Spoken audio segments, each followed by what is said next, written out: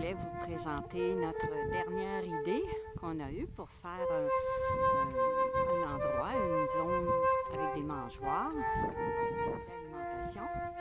Il est avec des tuyaux de plomberie de diamètre et est 1 pouce et demi. Alors ça mesure 4 pieds par 8 pieds. Et puis on a fait une section au centre avec un autre tuyau pour solidifier. Puis on a installé d'autres tuyaux en diagonale pour que ça ne bouge pas trop dans le vent. Alors j'ai acheté 8 tuyaux de 12 pieds. Et puis on a mis des poteaux à peu près la grandeur de 7 pieds. Il y a environ 1 pied dans le sol. Puis on a fait des T dans le bas pour être sûr que les poteaux ne sortent pas de la terre. Alors il y a comme des T, là, des joints dans chaque coin. Et puis présentement, là, j'ai 12 mangeoires. Puis j'ai installé des crochets qui sont vissés après chaque tuyau. Alors le crochet est vissé sur le dessus. On a fait un trou avec une perceuse. Et puis on peut ajuster le crochet horizontal ou vertical dans le sens qu'on désire. Puis c'est facile à décrocher les mangeoires pour les nettoyer. Alors j'ai des pinottes écalées pour les petites mésanges et les citelles. Pourquoi la petite citelle? On prend une petite pinotte. Et puis j'ai des arachides en écale pour les jets bleus. Alors quand je remplis la mangeoire au complet, 1 heure après, il n'y en a plus du tout. J'ai mis mes verres de farine dans un plateau. Puis les jets bleus, les scales en mangent. Allô bébé? J'ai plusieurs mangeoires avec des graines de tournesol noir, la graine la plus populaire. Tous les oiseaux aiment le tournesol noir. Tu viens chercher une pinotte, toi? Bon.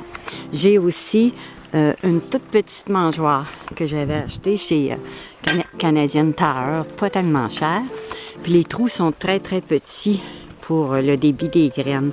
Alors, j'ai mis des graines de tournesol décortiquées. Puis j'ai ajouté avec de la broche un couvercle parce que c'était très, très difficile de se percher. Quoique là, maintenant, les jets bleus peuvent y aller. Et puis, c'est bien aimé, mais il ne faut pas en mettre trop. Il ne faut pas que ça prenne l'humidité vu qu'il n'y a plus d'écale sur ces graines-là. Alors, je la remplis à tous les jours. Ça, c'est une mangeoire qui était brisée. Il y avait un crochet sur le dessus, puis à force de le visser trop serré, il est venu visser dans le vide. Alors, j'ai rajouté de la broche, puis j'ai agrandi la base aussi. Ça, c'est ma lanterne que j'aime bien. Puis j'ai ajouté un petit plateau en dessous pour récupérer les graines. Puis je mets un petit peu de chardon. Le chardon n'est pas très populaire parce que j'ai des roselins et des chardonnerets, ils n'en mangent pas. Alors celle-ci, c'est une grande tour. J'aime bien cette mangeoire. Mais les écureuils ont toutes grugé les gobelets de débit. Alors, je vais commencer à la réparer en mettant des morceaux de tôle de boîte de conserve vissés dans le plastique. Mais c'était très compliqué. Alors, maintenant, j'ai installé du moustiquaire comme en petite broche, là, en métal. J'ai fait le tour pour tenir les gobelets parce qu'ils ne tenaient plus. Et puis, je les ai collés avec de la colle chaude. Alors là, même les écureuils, s'ils viennent, ils n'aiment pas ça. Fait qu'ils grugeront pas le moustiquaire. Ça, c'est un vieux silo que j'ai réparé avec les idées de Gilles Lacroix dans son livre, le grand livre pour attirer les oiseaux chez soi. En dessous, c'était cassé. Alors, j'ai réparé avec de la broche en dessous. Puis, j'ai agrandi le toit pour protéger plus de la pluie et de la neige. Ça, ici, c'est un petit lampion. Puis, je mets des graines de tournesol, non, des graines de niger, de chardon noir. Et puis, j'ai cette mangeoire que j'avais fabriquée. J'ai fait un tutoriel pour vous montrer comment. Je l'aime bien. C'est avec un gallon d'eau de javel. Je l'ai peint à l'acrylique. Puis, à l'intérieur, j'ai fait tous les petits gobelets, 6 petits gobelets, pour que les graines tombent bien. Puis j'ai ajouté un plateau qui est aussi broché en dessous. Alors les oiseaux aiment bien s'agripper ici, ils vont même dans le plateau. Et puis j'ai des mangeoires que j'ai reçues en cadeau de Jen et de Sylvie. Alors ça, c'est pour les graines de tournesol. C'est facile à remplir. Il y a des petites décorations sur le dessus.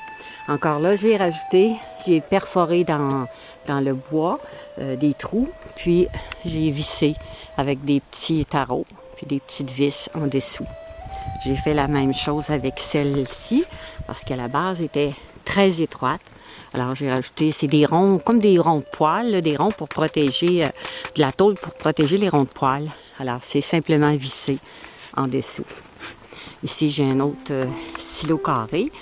J'ai pas eu le temps d'agrandir le toit, mais assez brisé aussi, et je l'ai réparé de la même façon que dans le livre de Gilles Lacroix.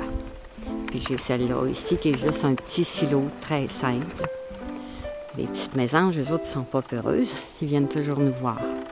Ils aiment bien les graines de tournesol décortiquées. Alors, c'était pour vous donner une idée, tout simplement. Puis on espère que les écureuils ne monteront pas trop sur les poteaux, vu que c'est lisse. On espère qu'il y ait bien de la difficulté. Mais de toute façon, j'ai installé mes cages à la base. Alors, j'ai 2 cages. Je mets des arachides en écale dedans, parce qu'il n'y a pas beaucoup d'oiseaux qui mangent les arachides en écale, mais eux, ils aiment beaucoup ça. Alors, aussitôt qu'ils rentrent sur la petite palette, eh bien, les portes se ferment. Alors, on va voir si ils vont venir. Dans l'ensemble, ça donne en arrière, vous voyez ici un poteau de soutien, parce que c'était 8 pieds. Alors, comme ça, ça fait une division. On l'a décalé un peu pour libérer ici pour les mangeoires. Alors, dans le centre, le poteau, il relie les deux, et puis je peux accrocher des mangeoires. Puis les diagonales, bien, si on a tout fixé ça avec des vis puis des carreaux, là, c'est percé à travers les 2 tuyaux. Tout est relié comme ça, avec des carreaux, ici, des vis. Fait que comme ça ne bouge pas, ça décolle pas. La base, pareil, ici, on a mis des grandes vis pour traverser les tuyaux. Alors, ça fait assez solide. Puis cet hiver, on va déneiger. Alors, à la base, on a mis de la gravelle.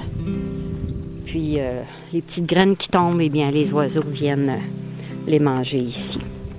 Alors, voilà, en espérant que ça vous donne une idée pour faire la dimension que vous désirez. À la prochaine et merci.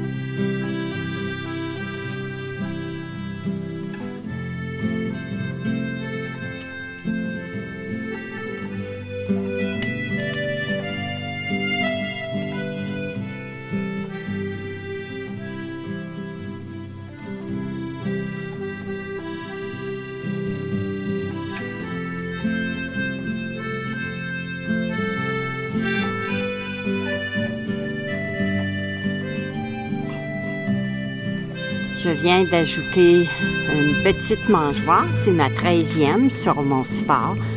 J'ai mis des graines de tournesol décortiquées. Il y a seulement les tout petits oiseaux qui peuvent venir se percher. Puis ils prennent des graines par le fond que j'ai découpé, environ 1 pouce et quart par 1 pouce et quart. J'ai passé la baguette en dessous en faisant un trou, puis ça sort par le bouchon. Alors, on peut prendre n'importe quel modèle de cruche et faire la même chose, très facile à faire. Ici, il y avait une petite poignée, donc j'ai mis 2 cordons afin que le balancement se fasse bien. Alors, c'est ma 13e mangeoire sur mon nouveau présentoir, mon nouveau poste d'alimentation pour les oiseaux pour cet hiver. J'en ai encore aussi sur la galerie en avant. J'ai laissé les bûches avec mon mélange de pain d'oiseau. Là, il y a les abreuvoirs à colibri, mais je pense qu'ils sont partis. Hier matin, on a vu un colibri. Puis, j'ai laissé une grande tour en avant de la maison. Alors, mon principal poste d'alimentation, ça va être celui-ci. Alors, bonne saison à tous et merci pour vos gentils commentaires. À bientôt!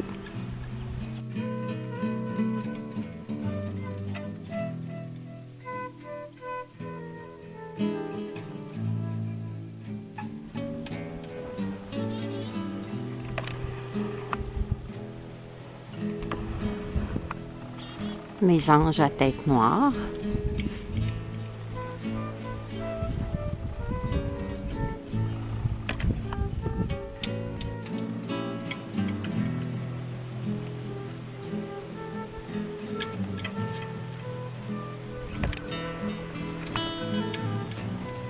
Je fais l'expérience que Paulo Arfan du Forum des oiseaux du Québec a donné comme suggestion de placer un plaster sur le micro afin de ne pas entendre le vent siffler puis que ça n'empêche pas la voix. Alors, c'est la première expérience que je fais. Ça fait longtemps que je pense de mettre un ruban, là, un plaster sur le micro. C'est très désagréable quand on en...